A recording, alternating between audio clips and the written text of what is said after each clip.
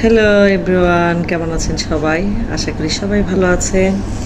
আবারও একটা নতুন ব্লগ নিয়ে চলে আসলাম। আসলে আজকে হচ্ছে ছুটির দিন, আপনারা হয়তো সবাই জানেন। তো ছুটির দিনগুলোতে আসলে আমি চেষ্টা করি আমার মেয়েটাকে একটু সময় দিতে, মানে একটু পড়াশোনা করাতে। কিন্তু তারপরে যদিও দেখা যাচ্ছে যে আসলে সময়ই পাই না, তারপরে একটু চেষ্টা করি, যেহেতু আজকে ছুটির দিন। তাই আজকে সন্ধ্যার পর নাস্তা করে ওকে নিয়ে একটু বসে পড়লাম।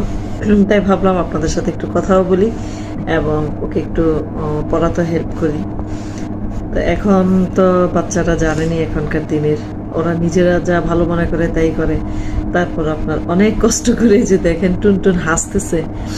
টুনটুন এখন দেখেন সুন্দর করে আমি টুনটুনকে দেখাচ্ছি। এই টুনটুনটা এমনই অবস্থা, টুনটুনের পড়তেই বসতে চায় না। তারপর অনেক দিন পর ভাবলাম আপনাদের সাথে একটু শেয়ার করি ওর পড়াটা। এই যে আমি একটু দেখাচ্ছি ব্যাক ক্যামেরায়। এই যে সেজে গুজে বাবু রেডি। কি ব্যাপার বাবা, কয়দিন পর পড়তে বসছো বলো? কি লিখতেছ? আমি ওই দিন লিখলাম না। ওই দিন লিখলা লিখা লাগে না? তো সবার আগে বলো লিখছো। আচ্ছা এখন কিন্তু আমি লিখছিলাম, মিথ্যা কথা বলবো। এই তো গুড, আজকে দুপুরবেলা লিখছে। যে দেখেন আমার মেয়েটা কত ফায়ার। আমার মেয়েটার কিন্তু নতুন লোক, আপনারা দেখেই বুঝতে পাচ্ছেন। ওর কিন্তু চুল কাটা হয়েছে। দেখি তোমার চুলগুলো সুন্দর করে দেখাও। ও গরমে এতই অতিষ্ঠ, চুল কাটার পর দেখতেছে যে আসলে বৃষ্টি পড়তেছে সারাদিন, কিন্তু তারপরে মনে হচ্ছে ওর শান্তি, তাই না বাবা? চুল কেটে কেমন লাগতেছে বাবা তোমাকে বলো? ভালো?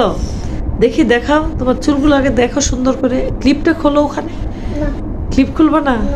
চুলের স্টাইলটা কি করেছো? ক্লিপ স্টাইল চলে যাবে। স্টাইল চলে যাবে?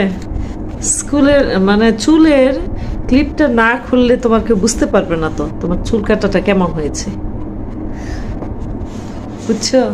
হ্যাঁ, ক্লিপটা খোলো টান দিয়ে।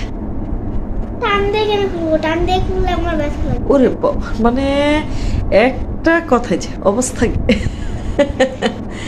মানে কোনো কথা মনে হয় মাটিতে পড়তে দেয় না, সাথে সাথে ধরে ফেলবে, প্রত্যুত্তর চলে আসবে, প্রতিধ্বনি চলে আসবে।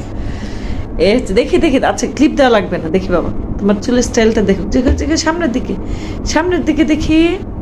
আবার আজকে কি করেছে এই যে দেখি। হ্যাঁ, খুব সুন্দর বাবা, তাই না বাবা? আবার ক্লিপ লাগাচ্ছ? না, এমনি